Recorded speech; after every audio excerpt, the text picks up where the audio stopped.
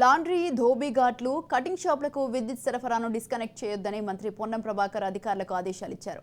Pending బిల్లును ప్రభుత్వమే చెల్లిస్తుందన్నారు. 2021-22 ఆర్థిక సంవత్సరంలో లాండ్రీలు, ధోబీ ఘాట్లు, ఎయిర్ కటింగ్ సెలూన్లకు 250 యూనిట్ల వరకు ఉచిత విద్యుత్ పథకాన్ని అమలు చేస్తామన్నారు.